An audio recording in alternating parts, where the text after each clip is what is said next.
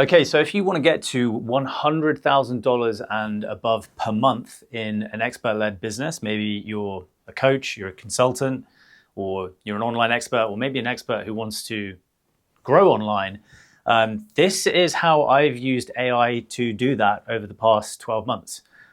So this video is the first of my lectures. If you're new here, welcome. I'm your new best mate. If you know who I am already, you already know that I'm your best mate. So this is the first of many lectures that we're going to do here in the Office of Destiny, and this is the whiteboard of truth. So let's have some fun. First up, we're going to put 30 minutes on the clock. That was one of the constraints that I've given myself to do these lectures. I've got to do them in 30 minutes, and there's no editing, no formatting. It's just us and the whiteboard of truth.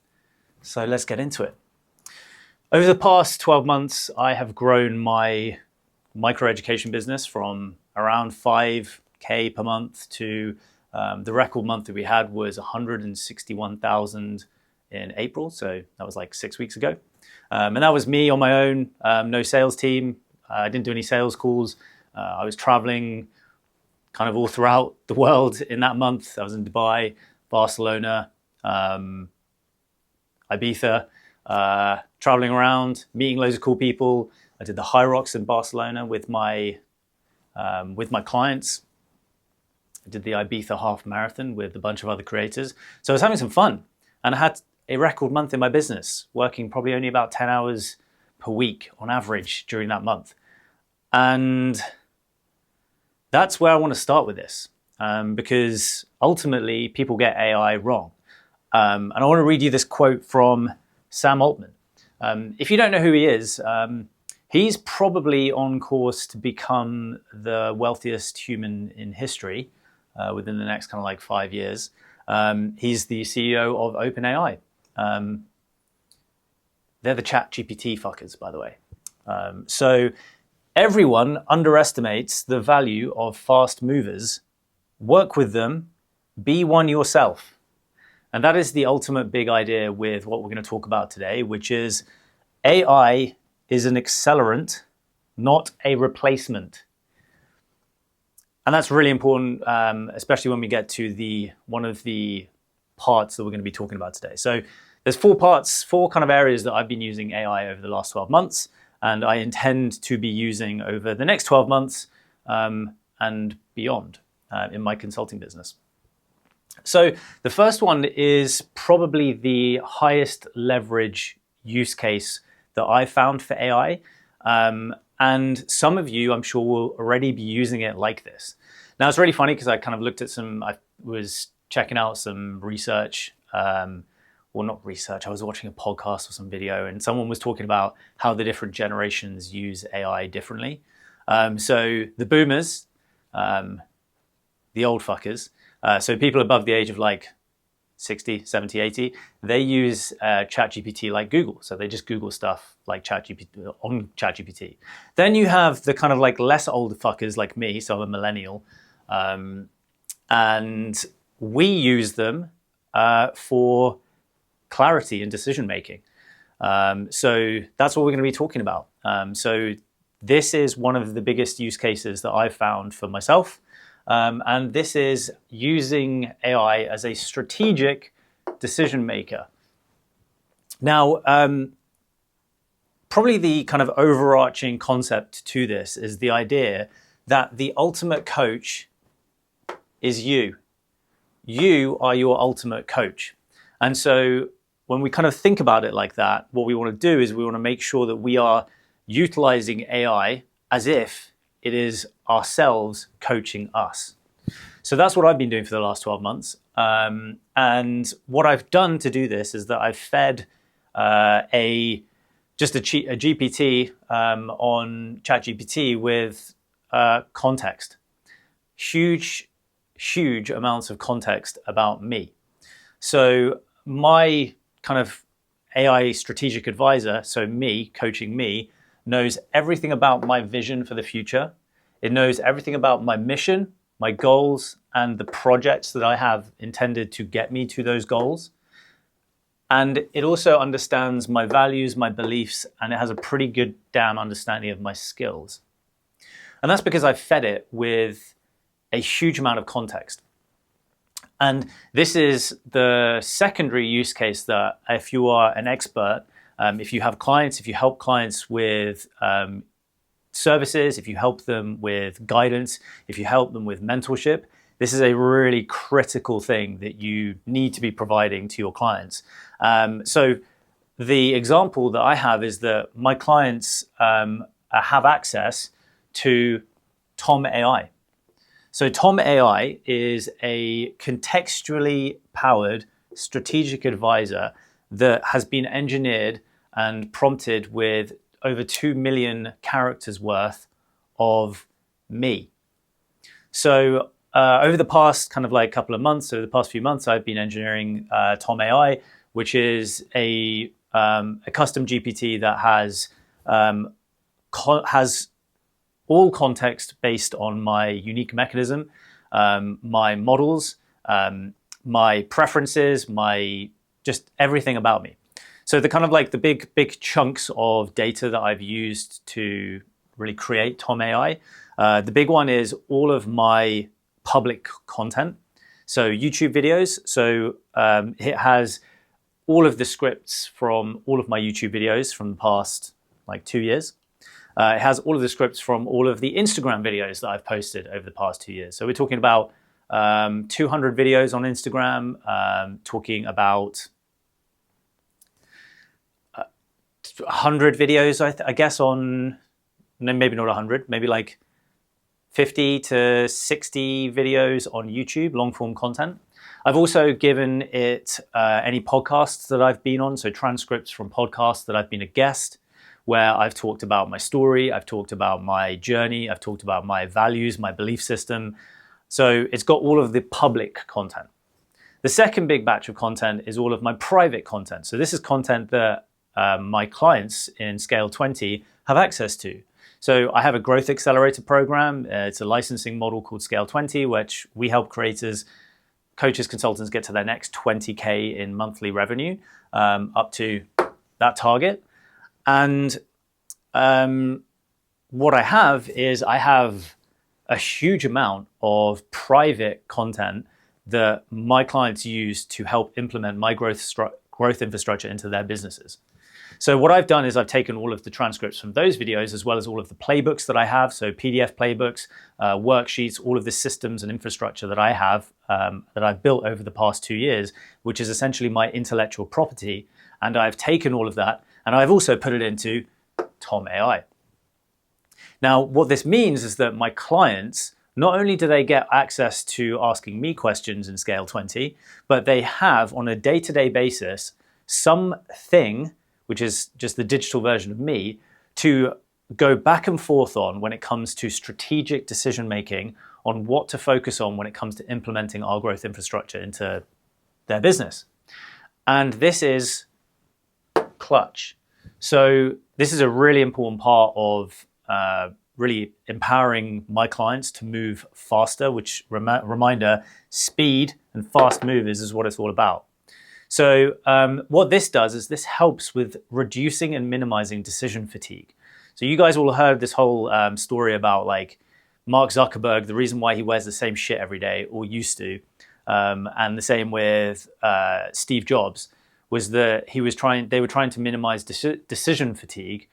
And there's a funny story about this because Mark Zuckerberg got asked this once and he was like, no, that's not the reason.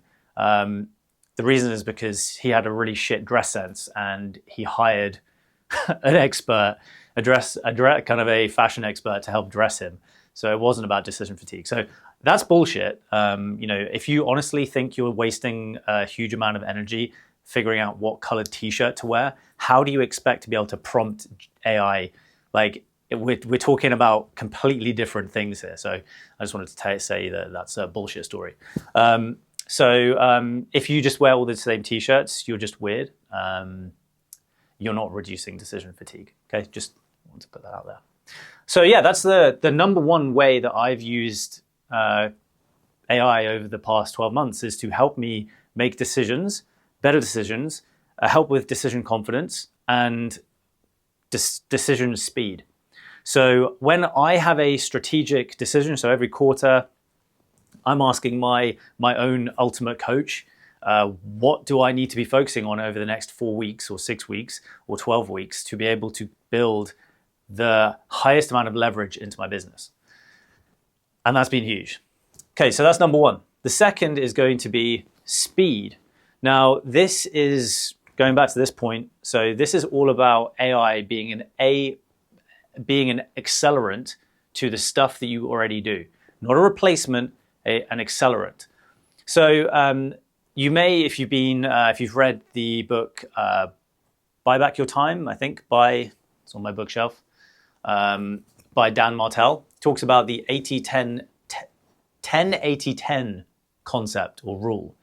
And this is the idea that when we are looking to hire, delegate, or now use AI, what we're trying to do is we are trying to get the 80% done as fast as possible so that we as the expert can be doing the front end 10% and the back end 10%. So the first 10% is the planning. So what is the planning that's going into a task or a project? Then what we can do is we can either use humans or now what we're talking about is AI to get the 80% done. And then what we do is the expert, we come in and make sure we do the final 10%, which is typically the revisions, the amendments, everything that's going to tighten things up. So the biggest mistake a lot of people make is that they're doing the 100% AI rule.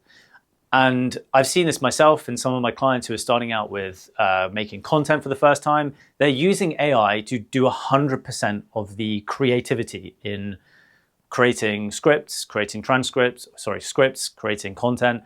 And that isn't how I've used AI. And that's not how I'd recommend you use AI.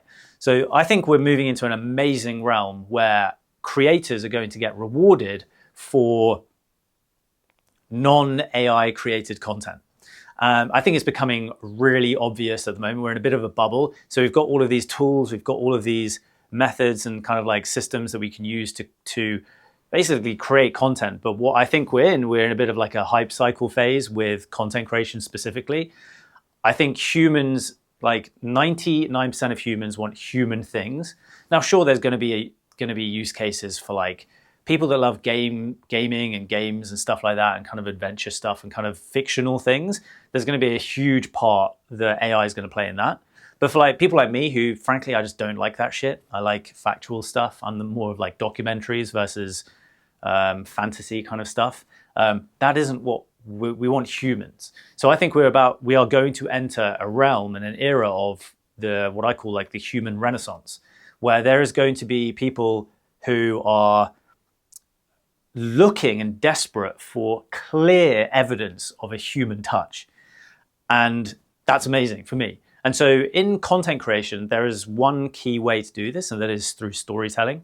And that is really important, that you are not just using AI just to create content from scratch because it doesn't know your story.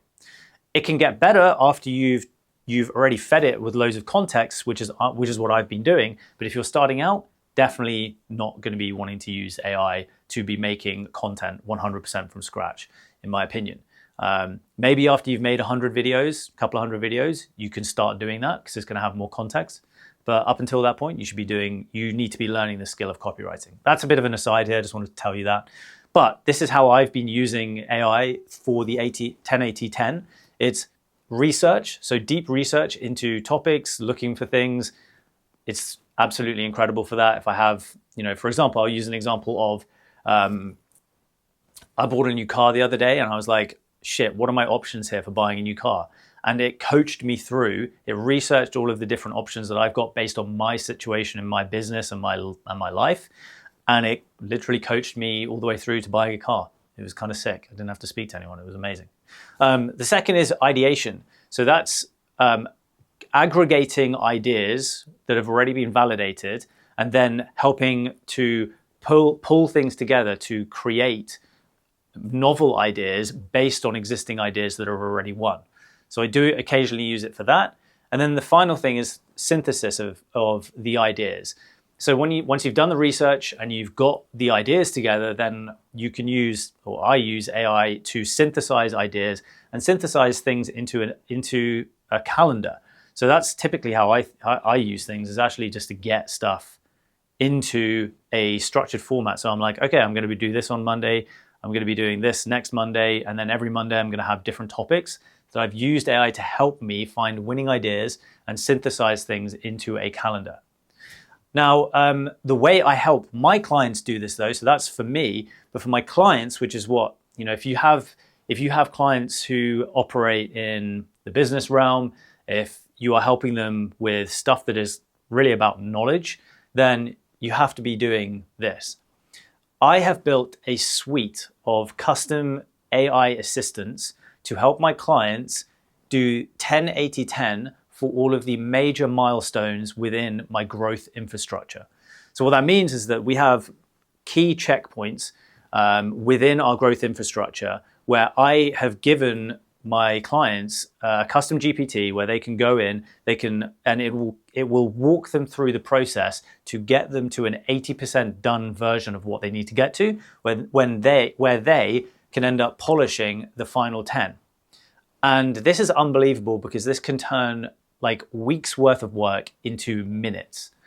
And that is why this is something that I'm very excited about, and I know my clients are very excited about, because I'm helping them move fucking 1,000 times faster because of that. At least 1,000 times faster than I could move as well. Maybe not 1,000 times faster, but like way, way, way faster. Okay, so that's number 2. Number 3 is going to be awareness. And this is content reformatting, not making content from scratch, content reformatting. So the warning here is winning content only is what is reformatted. And my biggest recommendation is not to be reformatting other people's content that is winning. It is to reformat your content that has already won.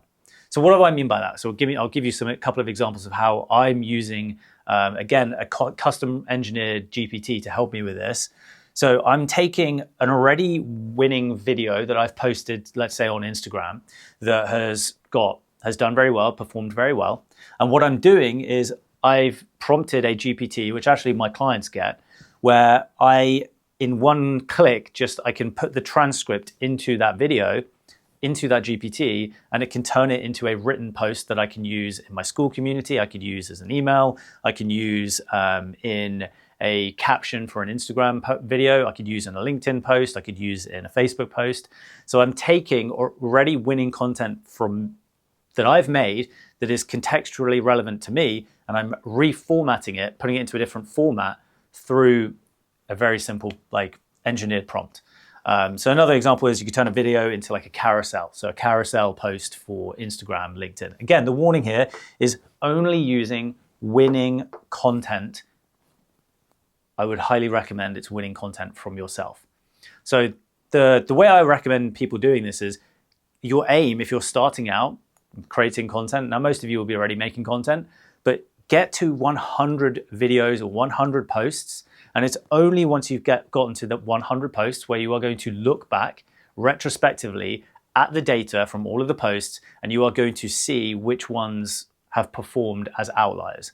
So typically, I'm looking out of 10 posts that I make, 10 videos, 10 whatever, I'm looking for one to be an outlier. So perform significantly higher than the baseline, kind of the average.